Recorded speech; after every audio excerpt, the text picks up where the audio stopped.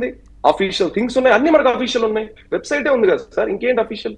రా అంటే ఏంటి? రా ఎన్టీఆర్ అని ఎందుకు పెట్టారు? రా అంటే RAW రా అంటే జస్ట్ సార్ ఇది 6-7 ఏళ్ళ నుంచి ఇది 6-7 ఏళ్ళ నుంచి ఎక్కడ రివీల్ చేయలేదు సార్. అప్పుడు పెట్టేటప్పుడు ఏంటంటే రా అంటే ఏదైనా చాలా నిక్కచ్చిగా నిర్భయంగా చెప్పేది అనే ఒక పాయింట్ సార్. అది తెలుగులో రకరకాలుగా వస్తాయి. రా అంటే రా అంటారు, ఏదో అంటారు.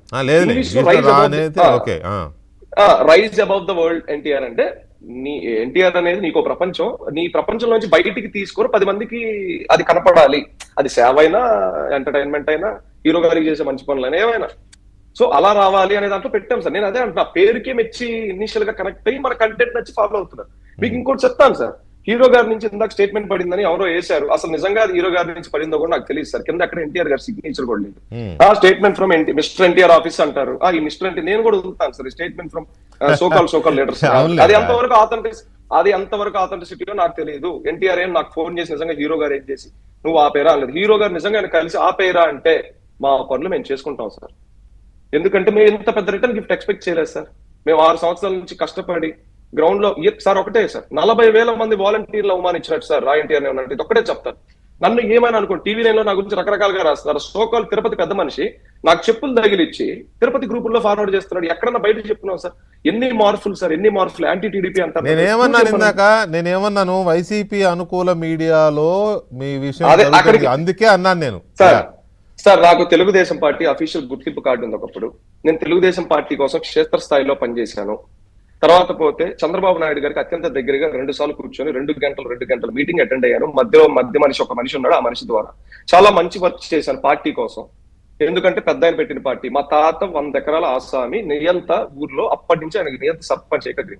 మా నాన్న కూడా అంతే. మధ్యలో లోకల్ నాయకులు కొన్ని కథనాలు వచ్చి మా నాన్న అటు ఇటు వెళ్ళాడు. అది మాకు కూడా నచ్చక మేము వాటికి దూరంగా ఉండి మేము చెన్నై వచ్చేసాం. అప్పటి నుంచి మా కుటుంబం కూడా ఇక్కడే ఉంటాం సార్.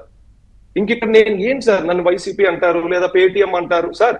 ఒక్కొక్కరికి ఒక పార్టీ ఉంటుంది సార్. మా హీరోనే మీకు టీవీ లైన్లోనే ఎక్కడో చెప్పారు సార్ ఒకసారి, నా అభిమాని టీఆర్ఎస్ అభిమాని అవ్వచ్చు, కాంగ్రెస్ అభిమాని అవ్వచ్చు. ఇక్కడ ఏంటి సార్, కోర్ కమిటీలో అభిమానే కదా. ఆయన పార్టీతో, ఆయన కులంతో, ఆయన రాష్ట్రంతో, ప్రాంతంతో సంబంధం ఏంటి అసలు? అభిమాని అంతే. అభిమానే. మరి ఎందుకు సార్ ఈ రుద్దుడు? వాళ్ళు అంటున్నాం, వీళ్ళు ఎవరిని అవమానిస్తున్నాం. సో ఏం చేయబోతున్నారు మొత్తానికి? ఇప్పుడు రేపు 18 నాడేమో మరి అక్కడ సిచ్యువేషన్ అలా ఉంది, వీళ్ళేమో ఇలా లెటర్ రిలీజ్ చేశారు. ఏంటి మీ నెక్స్ట్ యాక్షన్ ఏంటి? సార్ మేమైతే stick to the plan sir. ఎందుకంటే మేము తప్పు చేయలేదు. ఒకవేళ నిజంగా వీటికి ఏదైనా కాన్సిక్వెన్సెస్ ఎదురైతే దాన్ని లీగల్ గానే మేము ఫైట్ చేస్తాం. ఎందుకంటే మేము ఆ పేరు పోయే పని ఎప్పుడు చేయలేదు సార్.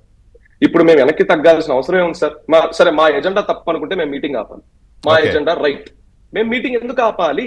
ఎన్ని పత్రికలు వస్తే ఆపాలి? ఆ స్టేట్మెంట్ ఫ్రమ్ ఎన్టీఆర్ అని వేసిన దానికి ఎందుకు ఆపాలి చెప్పండి? ఇలాంటి 100 వస్తే నేను 100 ఇస్తాను. ఇలాంటివన్నీ ఎందుకు ఆపాలి? ఎందుకంటే మా ఎజెండా క్లియర్. సహజంగా ఇటువంటి ప్రెస్ మీట్లు లేకపోతే ఇలాంటివన్నీ ప్రెస్ క్లబ్స్ లో పెడుతూ ఉంటారు ఎక్కడికెక్కడ.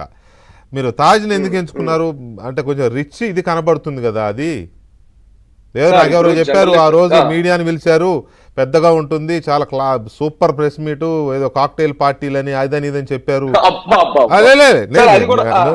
మాట నేను కొంచెం డీప్ గా వెళ్తే నాతో చెప్పిన మాట ఏంటంటే, ఇట్లా చెప్పారు వాళ్ళు, మీ పేరే చెప్పారు, కాకపోతే మీ పేరు నాకు రూపేష్ అని చెప్పారు, సాయి రూపన్ తర్వాత మీరు కరెక్ట్ చేశారనుకోండి.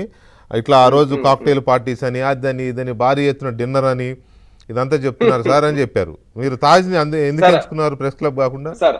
సార్ ఫస్ట్ విషయం, అది కూడా అఫీషియల్ గానే మాకు మెయిల్ వచ్చింది తాజ్ నుంచి. మేము లంచ్ ఏం బుక్ చేసుకున్నాం, ఎంత కట్టాం, ఎంత మందికి కట్టాం, అన్ని వచ్చినాయి. మధ్యాహ్నం పొట్టు పెట్టాం, ఎటువంటి కాక్టైల్ పార్టీలు లేవు సార్. సింపుల్ సార్, ఎన్టీఆర్ గారి పేరు మీద ఇలా పెడతా కాక్టైల్ పార్టీ లేదు సార్, సేవా సంస్థ. పోనీ మా దగ్గర కార్పొరేట్ ఈవెంట్ సార్, వాళ్ళందరికీ టకీలాలు ఇవన్నీ పోసుకొని కూర్చోడానికి. మీడియా మిత్రులు ఎంతో గౌరవంతో మీడియా ప్రెస్ క్లబ్ వాళ్ళు కూడా మాట అన్నారు సార్ ఇది మేము తప్పకుండా తీసుకెళ్తాం సార్, ఎందుకంటే మంచి అంటున్నారు, మీరు రాజకీయంగా లేనప్పుడు మాకు ఇబ్బంది లేదు సార్ అన్నారు. కాక్టైల్ పార్టీని ఎందుకు పెడతాం సార్? ఇంకోటి Tirupati sentiment sir, Tirupati sentiment. ఎందుకంటే పెద్ద ఆయన దర్శనం చేసుకొని ఇక్కడ పెట్టుకుందాం. అది ప్రెజెంటేషన్ ఇవ్వడానికి కొంచెం ఫీజిబుల్ గా ఉండేది తాజ్. మెయిన్ రోడ్ ఉంటుంది, మా వాళ్ళకి ట్రాన్స్పోర్ట్